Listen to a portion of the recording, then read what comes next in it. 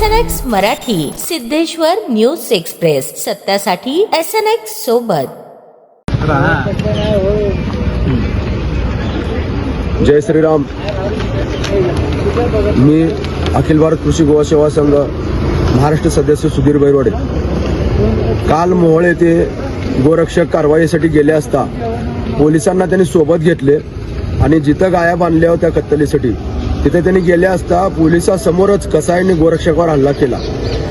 पण गोरक्षकावर हल्ला करताना तिथे 3 पोलीस होते, ते कॉन्स्टेबल होते, पण त्यांनी बघ्याची भूमिका घेतली. त्यांनी गोरक्षकाला अडवलं नाही किंवा कसाईला अडवलं नाही. गोरक्षकावर हल्ला करताना उलटा त्यांनी ज्यावेळेला गोरक्षक पळाले त्यावेळेला त्यांनी पोलीस स्टेशनला खोटा रिपोर्ट दिला. तिथे कुठलेही जनावर नव्हते.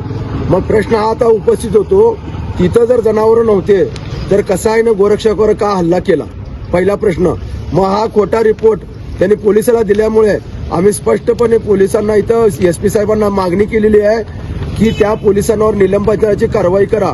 दुसरं, पोलिसांसमोर गोरक्षकावर हल्ला झाल्यामुळे हा सरकारी कामात अडथळा होतो.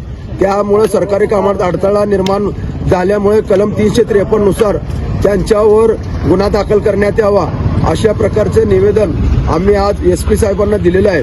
तर SP साहेबांनी आम्हाला सांगितलंय की आम्ही कठोरात कठोर कारवाई त्यांच्यावर करू आणि तुम्हाला न्याय मिळवून देऊ.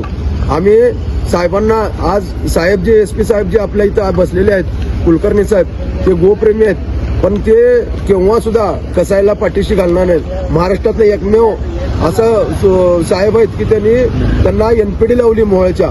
आज मोहोळमधनं सगळ्यात जास्त माल मोहोळमधनं सोलापूरला पास होतो, कर्नाटकात माल जातो, कटिंग होती. आता आम्ही त्या कसाईंना त्यांची धडकी भरल्याशिवाय त्यांची मस्ती उचरल्याशिवाय आता आम्ही गप बसणार नाही, एवढंच सांगतो. आम्ही कायद्यात आहे म्हणून आम्ही गप बसाय. ज्यावेळेला कायदा आम्ही तोडू मग त्यावेळेला आम्ही त्यांना काय आहे गोरक्षक त्यांना आम्ही दाखवू. जय श्रीराम. जय श्रीराम.